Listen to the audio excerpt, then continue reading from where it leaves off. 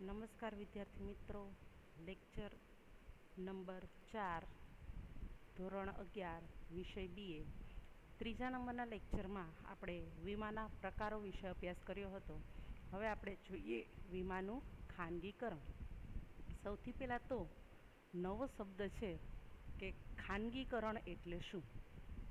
ખાનગીકરણ એટલે શું? તો કે કોઈ પણ સંસ્થા છે કે એકમ છે એ જાહેર એટલે કે સરકાર દ્વારા ચલાવવામાં આવતી હોય ત્યારે માત્ર ને માત્ર ખાલી સરકાર દ્વારા ચલાવવામાં આવતી હોય, પણ અમુક સંજોગોના કારણે સરકાર એ એકમ કોઈ પ્રાઇવેટ એટલે કે ખાનગી વ્યક્તિને એમાં પ્રવેશવાની છૂટ આપે, ખાનગી વ્યક્તિને સોંપે, તેને કહેવામાં આવે છે ખાનગીકરણ.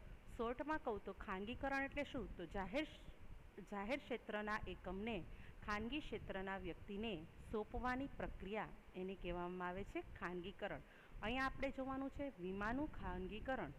ભારતમાં વીમાની શરૂઆત જ શેના દ્વારા થયેલી હતી? ખાનગી ક્ષેત્રથી. એટલે કે આપણી જે સરકાર છે એ સરકાર દ્વારા વીમાની સેવાની શરૂઆત થયેલી નહોતી, પણ ભારતમાં વીમાની શરૂઆત ખાનગી ક્ષેત્રથી થઈ હતી. ભારતમાં બ્રિટિશ હુકુમતના કારણે ઘણી બધી વિદેશી વીમા કંપનીઓએ પણ ભારતમાં વીમા કાર્યની શરૂઆત કરી હતી. તો કે જ્યારે અંગ્રેજોનો આપણા દેશ ઉપર સત્તા હતી ત્યારથી જ ઘણી બધી વિદેશી કંપનીઓ છે, વિદેશી વીમા, વિદેશી એટલે કે આપણા દેશની ન હોય તેવી વિદેશી વીમા કંપનીઓએ ભારતમાં વીમા કાર્યની સેવાની શરૂઆત કરી. અયોગ્ય વેપારી રસમો આચરવામાં આવતી હોવાના આક્ષેપોના કારણે, એટલે કે એ જે બધી કંપનીઓ હતી એ અયોગ્ય વેપારી રસમો એટલે કે અયોગ્ય રીતે આચરણ કરતી હતી, અને આવા આક્ષેપના કારણે 19મી જાન્યુઆરી 1956ના રોજ 19મી જાન્યુઆરી 1956ના રોજ વટહુકમ દ્વારા, વટહુકમ એટલે શું? તો કે આપણા ત્યાંની સરકાર ખાસ સત્તાનો ઉપયોગ કરીને એક ખરડો પસાર કરે એને કહેવામાં આવે છે વટહુકમ દ્વારા, કે જેનું દરેકે પાલન કરવાનું રહે છે. તો આ આક્ષેપોના કારણે 19મી જાન્યુઆરી 1956ના રોજ વટહુકમ દ્વારા જીવન વીમાના ધંધાનું રાષ્ટ્રીયકરણ કરવામાં આવ્યું. એટલે કે વીમાની શરૂઆત ખાનગીકરણથી થઈ હતી, પણ હવે એ ખાનગી સંસ્થાને આપણી સરકારે ના પાડી અને એ જે ખાનગી એકમ દ્વારા વીમાનું કાર્ય કરવામાં આવતું હતું એની સત્તા આપણા દેશના એટલે કે આપણા દેશે એટલે કે આપણા રાષ્ટ્રએ લઈ લીધી. તેને કહેવામાં આવે છે રાષ્ટ્રીયકરણ. એક બે વાક્યમાં ક્વેશ્ચન પૂછવામાં આવે છે કે વીમાનું રાષ્ટ્રીયકરણ ક્યારે કરવામાં આવ્યું? તો કે 19મી જાન્યુઆરી 1956ના રોજ વટહુકમ દ્વારા જીવન વીમાના ધંધાનું રાષ્ટ્રીયકરણ કરવામાં આવ્યું અને એને નામ આપવામાં આવ્યું ભારતીય જીવન વીમા નિગમ, જેને આપણે અંગ્રેજીમાં કહીએ છીએ life insurance corporation of India એટલે કે LICની સ્થાપના થઈ. આમ જીવન વીમા ક્ષેત્રે ભારતીય જીવન વીમા નિગમના એક હથ્થુ ઇજારાની શરૂઆત થઈ. લાઈફ એટલે જીવન, ઇન્સ્યોરન્સ એટલે વીમો અને કોર્પોરેશન એટલે નિગમ. એટલે કે 19મી જાન્યુઆરી 1956ના રોજ જે વિદેશી કંપનીઓ દ્વારા અત્યાચાર દ્વારા આપણે ત્યાં વીમાની સેવા ચાલુ હતી એનો અત્યાચાર બંધ કરવા, એ અયોગ્ય વેપારી રીત રસમો બંધ કરવા સરકારે આ કાર્ય હાથમાં લીધું 19મી જાન્યુઆરી 1956ના રોજ. અને LICની, જેને આપણે શોર્ટમાં કહીએ છીએ LICના નામે ઓળખીએ છીએ, તમે બધા જોવો છો કે મેં LICને મેં આટલું પ્રીમિયમ ભર્યું, મારે LIC લેવાની છે, એટલે LICની સ્થાપના થઈ. આમ જીવન વીમા ક્ષેત્રે ભારતીય જીવન વીમા નિગમના એક હથ્થુ એટલે કે એક જ આખા રાષ્ટ્રમાં એક જ વેચનાર દ્વારા એ સેવા આપવામાં આવતી હોય એને કહેવામાં આવે છે એક હથ્થુ ઇજારો. ઇજારો એટલે શું? તો કે એ વસ્તુનો વેચનાર કે સેવા આપનાર કોઈ એક જ વ્યક્તિ હોય, એની જ સેવા તમારે જોતી હોય તો બીજે ક્યાંય ન મળી શકતી હોય તેને કહેવામાં આવે છે એક હથ્થુ ઇજારાની શરૂઆત થઈ. સામાન્ય વીમાની શરૂઆત ભારતમાં બ્રિટિશરો એટલે કે અંગ્રેજો દ્વારા થઈ હતી. સામાન્ય વીમા ઉપર પણ સમયાંતરે નિયંત્રણ મુકાતા રહ્યા, જે આઝાદી પછી પણ શું થયા, ચાલુ રહ્યા. એટલે કે સામાન્ય વીમાની જે સેવા હતી, આપણે જોયું હતું વિદ્યાર્થી મિત્રો કે વીમાના બે પ્રકાર છે, એક જીવન વીમો અને બીજું સામાન્ય વીમો. તો ધીમે ધીમે સામાન્ય વીમા ઉપર પણ સરકારે નિયંત્રણ મૂકવાના ચાલુ કર્યા કે જે આઝાદી પછી પણ ચાલુ રહ્યા. એટલે 1972માં, આ સાલ ખાસ યાદ રાખજો વિદ્યાર્થી મિત્રો કે 1972માં સામાન્ય વીમા વેપાર એટલે કે સામાન્ય વેપાર કાયદા દ્વારા સામાન્ય વીમાની સેવાનું પણ રાષ્ટ્રીયકરણ કરવામાં આવ્યું. ક્યારે? તો કે 1 જાન્યુઆરી 1973થી. આ જીવન વીમાનું રાષ્ટ્રીયકરણ હતું એ છે 19મી જાન્યુઆરી. જ્યારે આ સામાન્ય વીમાનું રાષ્ટ્રીયકરણ ક્યારે કરવામાં આવ્યું? તો કે 1 જાન્યુઆરી 1973થી તમામ સામાન્ય વીમા કંપનીઓનું રાષ્ટ્રીયકરણ કરવામાં આવ્યું. વીમા ક્ષેત્રની કામગીરીની સમીક્ષા માટે, એટલે કે આ આખું જે વીમા ક્ષેત્ર સરકાર દ્વારા ચલાવવામાં આવે છે એ કામગીરી ખરેખર કેવી ચાલી રહી છે એ સમીક્ષા એટલે કે એ જોવા માટે, એનું મૂલ્યાંકન કરવા માટે સરકાર દ્વારા એક સમિતિની રચના થઈ, જેના અહેવાલના કારણે, અહેવાલ કોને કહેવાય? તો કે તમે કોઈ વ્યક્તિને કામ સોંપેલું હોય કે આ વ્યક્તિ છે એ કેવું કાર્ય કરે છે, હવે એ તમને જાણકારી આપશે કે આ વ્યક્તિએ છે આટલું કાર્ય સારું કરેલું છે, આટલું કાર્ય હજી કરવાનું બાકી છે અને આટલું કાર્ય એ આટલા સમયમાં પૂરું કરશે. તો એને કહેવામાં આવે છે અહેવાલ, કે જેની તમે નોંધ તૈયાર કરો છો. હવે આ જે સમિતિની રચના થઈ એ સમિતિના અહેવાલના કારણે ભારત સરકારે આ એક સમીક્ષા કરવા માટે એક સમિતિની રચના કરી, જેનું નામ છે વિદેશી વીમા કંપનીઓને ભારતીય કંપનીઓ સાથે સહયોગમાં વીમાનો ધંધો કરવાની જોગવાઈ કરી. હવે આ વીમા ક્ષેત્રની જે કામગીરી થતી હતી, આખું જે સરકાર દ્વારા ચલાવવામાં આવતું હતું, એનું મૂલ્યાંકન કરવા માટે એક સમિતિની રચના થઈ ને એ સમિતિએ જે અહેવાલ આપ્યો એ અહેવાલના કારણે ભારત સરકારને એવું લાગ્યું કે વિદેશી વીમા કંપનીઓને પણ ભારતીય વીમા કંપનીઓ સાથે સહકાર એટલે કે મદદરૂપ થવા માટે એને પણ આ ક્ષેત્રમાં ઝંપલાવવાની એટલે કે ધંધો કરવાની જોગવાઈ એટલે કે છૂટ આપવી જોઈએ, વ્યવસ્થા કરવી જોઈએ. અને 1999માં ખાસ યાદ રાખજો, MCQમાં પૂછાય છે, 1999માં વીમા નિયમન અને વિકાસ સત્તાની સ્થાપના થઈ.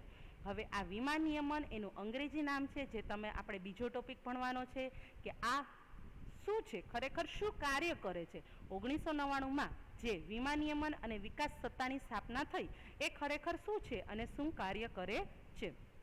તો હવે આપણે ટોપિક જોઈએ નેક્સ્ટ, વીમા નિયમન અને વિકાસ સત્તા, જેનું શોર્ટ ફોર્મ છે IRDA અને ગુજરાતીમાં બોલશો તો કહેવામાં આવશે ઈરડા. ફરીથી કહું છું, ઈરડા. હવે ઇન્સ્યોરન્સ એટલે કે વીમા, નિયમન એટલે રેગ્યુલેટરી, અને એટલે કે એન્ડ, વિકાસ એટલે કે ડેવલપમેન્ટ, અને સત્તા એટલે ઓથોરિટી. MCQમાં ઘણી વખત IRDAનું ફૂલ ફોર્મ પણ પૂછાઈ શકે છે, તો આના માટે તમારે અંગ્રેજીના સ્પેલિંગ ખાસ યાદ રાખવા જરૂરી છે. વીમા નિયમન અને વિકાસ સત્તા એટલે કે IRDA, insurance regulatory and development authority. હવે વિદ્યાર્થી મિત્રો, તમે જો આ નામ જોશો તો આ નામમાં જ એનો અર્થ છુપાયેલો છે કે આપણે ત્યાં વીમાની સેવા પહેલાં ખાનગી ક્ષેત્રથી શરૂ થઈ હતી, પછી સરકારે એનું રાષ્ટ્રીયકરણ કર્યું અને પછી સરકારને જરૂર લાગતા એણે વિદેશી કંપનીઓને પણ આવકાર્યા એટલે કે ધંધો કરવા માટેની છૂટ આપી. એના કારણે વીમા અંગે કોઈ વ્યક્તિનું શોષણ ન થાય, સમાજનું શોષણ ન થાય, એના માટે નિયમો ઘડવાની જરૂર પડી. એટલા માટે આના નામમાં જ અર્થ છુપાયેલો છે, વીમા નિયમન એટલે કે વીમા અંગેના નિયમો ઘડતી સંસ્થા. અને વિકાસ સત્તા, તો કે વીમા ક્ષેત્રનો વિકાસ કરવો હોય એની સત્તા પણ કોને આપેલી છે? IRDA ને. વીમા નિયમન અને વિકાસ સત્તા એ ભારતની સર્વોચ્ચ એટલે વીમા ક્ષેત્રે ઊંચામાં ઊંચી સંસ્થા જે છે, ટોચની સત્તા ધરાવતી સંસ્થા છે એ છે IRDA. અને સ્વાયત્ત એટલે કે સ્વતંત્ર, એના ઉપર કોઈનો અંકુશ છે નહીં. એ પોતે વીમા અંગેના કોઈ પણ નિર્ણય સ્વતંત્ર રીતે પોતાની રીતે લઈ શકે છે. કોણ? તો કે IRDA. એટલે IRDA એ ભારતની સર્વોચ્ચ સ્વાયત્ત અને કાયદાકીય એટલે કે કાયદેસરની સંસ્થા છે. સરકાર દ્વારા એને સંસ્થા તરીકેનું બિરુદ મળેલું છે.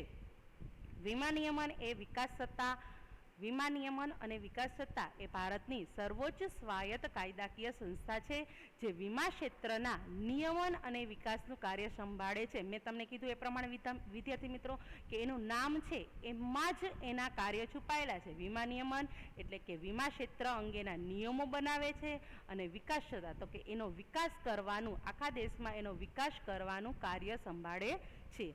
હવે આ IRDA એક્ટ ક્યારથી અમલમાં આવ્યો તો કે 1999 દ્વારા.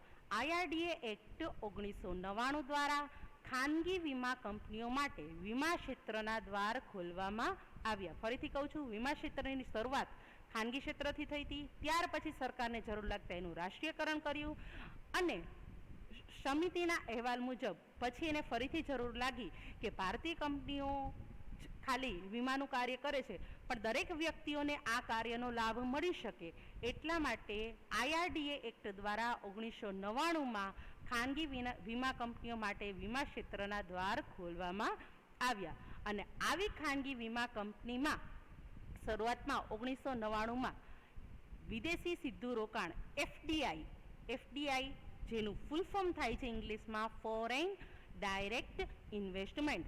હવે વિદેશી સીધું રોકાણ એટલે શું તો કે તમે સાંભળ્યું હશે, હવે તમે આગળ જેમ ભણશો એમ તમને ખબર પડશે કે કોઈ કંપની છે એ કંપનીના તમે શેર ખરીદી શકો છો. તો એ શેર ખરીદીને રોકાણ કરો એને સીધું રોકાણ કહેવામાં આવતું નથી.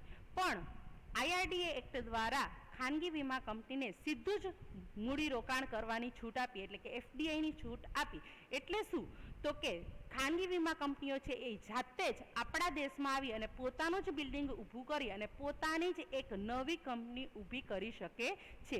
નિયમ એને IRDAના માનવાના થશે. આ નિયમો અનુસાર એ પોતાની વીમા કંપની ચલાવી શકે છે. એટલે ખાનગી વીમા કંપનીમાં વિદેશી સીધું રોકાણ એટલે કે FDIની શરૂઆતમાં સરકારે 26% સુધીની મર્યાદામાં કરવા માટેની મંજૂરી આપવામાં આવી હતી. શરૂઆતમાં 26%, પણ જે હમણાં જ 2015માં વધારીને કેટલા ટકા તો કે 49% સુધી કરવામાં આવી. એટલે કે 100% કાર્ય વિસ્તાર છે એ સરકાર સંભાળતું હોય તો એમાંથી 26% કાર્ય વિસ્તાર કોને સંભાળવાની છૂટ આપી? ખાનગી વીમા કંપનીને, જે હવેથી 49% સુધી કરવામાં આવી છે. આમ વિદેશી વીમા કંપનીઓ ભારતીય વીમા કંપનીમાં હાલ 49% સુધીનું મૂડી રોકાણ કરી શકે છે. IRDAના મુખ્ય ઉદ્દેશમાં ક્વેશ્ચન પૂછાય છે 3 માર્કમાં કે IRDAના હેતુઓ એટલે શું? IRDAની સ્થાપના શું કામ કરવામાં આવી? IRDAના મુખ્ય ઉદ્દેશો શું છે? તો કે IRDAની સ્થાપના દ્વારા સમાજના જે લોકો છે એટલે કે વીમા ધારકો છે એને વધુ પસંદગી મળે. શરૂઆતમાં તમે જોયું હતું કે આપણી સરકાર દ્વારા જ વીમાની સેવા હાથ ધરવામાં આવી હતી. તો જો કોઈ પણ વ્યક્તિને વીમાની સેવા લેવી હોય તો એની પાસે એક જ ચોઈસ હતી, કઈ? LIC. હવે બીજી વીમા કંપનીઓને પણ આપણા દેશમાં આવી અને કાર્ય કરવાની છૂટ આપી તો એના કારણે વીમા ધારકોને તક મળશે કે મારે LICમાં રોકાણ કરવું કે બીજી ખાનગી વીમા કંપનીઓમાં રોકાણ કરવું. એટલે સૌથી પહેલો એનો હેતુ છે વીમા ધારકોને વધુ પસંદગી મળે. બીજું, કંપનીઓ વચ્ચે તંદુરસ્ત સ્પર્ધા દ્વારા ઓછા પ્રીમિયમે વધુ સારી સેવા મળે. સૌથી પહેલા તંદુરસ્ત સ્પર્ધા એટલે શું? જ્યારે એક વ્યક્તિ દોડતો હોય મેદાનમાં તો એને ખબર નહીં પડે કે હું કેટલો આગળ છું કે કેટલો પાછળ છું. જ્યારે એક વ્યક્તિ સાથે બીજા 4 વ્યક્તિને સાથે દોડાવવામાં આવશે તો એને કહેવામાં આવશે સ્પર્ધા, કે જેના દ્વારા તમને સારામાં સારું દોડનાર વ્યક્તિ મળી શકે છે. કે એ 4ને દોડાવશો એમાંથી જે આગળ જશે તમને ખબર પડશે કે આ વ્યક્તિ છે એ સારો રનર છે, એટલે કે દોડનાર વ્યક્તિ છે. તો આ રીતે વીમા કંપની શરૂઆતમાં LIC દ્વારા જ ચલાવવામાં આવતી. તો એની સેવા કેવી છે કે વધુ એના ફાયદા છે એ મળી શકતા ન હતા. એના કારણે વિદેશી વીમા કંપનીઓને પણ આપણા દેશમાં આવવાની છૂટ આપી. હવે એક સાથે LIC સાથે બીજી ઘણી બધી કંપનીઓ પણ ચાલુ છે જે તંદુરસ્ત સ્પર્ધા દ્વારા, તંદુરસ્ત એટલે કે દેશને આગળ વધારવા માટે, દેશના વિકાસ માટે લોકોને ઓછા પ્રીમિયમે અને વધુ સારી સેવા મળે એના માટે IRDAની શરૂઆત કરવામાં આવી. ત્રીજું, અર્થતંત્ર માટે ભંડોળ મેળવવા. વિદ્યાર્થી મિત્રો, તમે લોકો LICમાં, બેંકમાં જે બધું રોકાણ કરો છો એ રોકાણ ફરીથી દેશની સેવામાં વપરાય એના માટે ઉપયોગમાં લેવામાં આવે છે. એટલે જેમ જેમ વીમા કંપનીઓમાં રોકાણ વધુ થાય એમ એમ અર્થતંત્ર માટે જે વિકાસના કાર્યો કરવા માટે ભંડોળ જોઈએ એ ભંડોળ વધુ મળી શકે છે. એટલે ત્રીજું એનું કાર્ય છે અર્થતંત્ર માટે ભંડોળ મેળવવા. ચોથું કાર્ય છે વીમા કંપનીઓમાં સ્વનિયંત્રણ લાવવું. સ્વનિયંત્રણો લાવવા એટલે કે દરેક વીમા કંપનીઓ છે પોતાની મરજી પ્રમાણે કાર્ય કરે તો સમાજનો વિકાસ અટકી જાય છે. પોતાની મરજી મુજબ એ સમાજનો ઉપયોગ કરી શકે છે. આવું ન થાય, દરેક વીમા કંપનીઓ એક સરખા નિયમોનું પાલન કરે એના માટે આ વીમા નિયમન અને વિકાસ સત્તા એ વીમા કંપનીઓએ કયા નિયમો અનુસાર કાર્ય કરવું એ નિયમો બનાવે છે અને એ અનુસાર દરેક કંપનીઓ પોતાના નિયમનો ભંગ ન થાય એ જાળવી અને વીમા કંપની ચલાવે છે. એટલે ચોથું છે વીમા કંપનીઓમાં સ્વનિયંત્રણ લાવવું. અને પાંચમું છે ફરિયાદ નિવારણ તંત્રની વ્યવસ્થા કરવી વગેરે છે. ઈરડાનો મુખ્ય ઉદ્દેશ એ છે, પાંચમું કાર્ય એનું એ છે કે વીમા ક્ષેત્ર અંગેના જેટલા પણ સમાજના કે વ્યક્તિના પ્રશ્નો હોય એ ફરિયાદ નિવારણ એટલે કે દૂર કરવાની વ્યવસ્થા પણ ઈરડા દ્વારા કરવામાં આવેલી છે. આમ વીમા કંપનીની શોર્ટમાં જોઈ લઈએ કે વીમા કંપનીની શરૂઆત ખાનગી ક્ષેત્રથી થઈ. વીમાના બે પ્રકારો છે મુખ્યત્વે જીવન વીમો અને સામાન્ય વીમો. જીવન વીમાનું રાષ્ટ્રીયકરણ 19મી જાન્યુઆરી 1956ના રોજ વટહુકમ દ્વારા કરવામાં આવ્યું, જ્યારે સામાન્ય વીમાનું 1972માં રાષ્ટ્રીયકરણ વેપાર કાયદા દ્વારા 1 જાન્યુઆરી 1973માં કરવામાં આવ્યું. હવે આ બધાનું મૂલ્યાંકન કરવા માટે એક સમિતિની રચના થઈ અને એના અહેવાલના કારણે 1999માં IRDAની સ્થાપના થઈ. હવે આ IRDA શું છે તો કે વીમા અંગેના નિયમો અને વિકાસનું કાર્ય સંભાળે છે.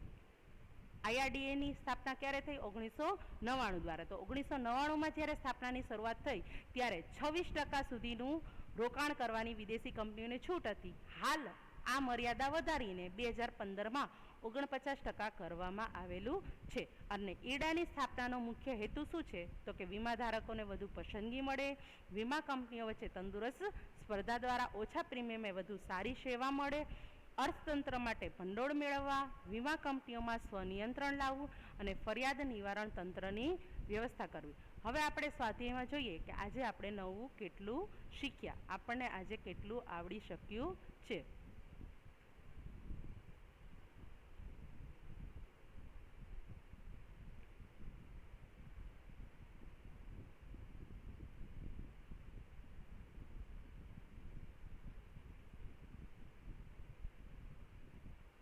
અહીંયા વિસ્તારપૂર્વકમાં એક ક્વેશ્ચન આપેલો છે નંબર 4, વીમા નિયમન અને વિકાસ સત્તા વિશે જણાવો. આ તમારે વિડીયો લેક્ચર સાંભળી અને પછી લખવાનો પ્રયત્ન કરવો. અસ્તુ. Thank you.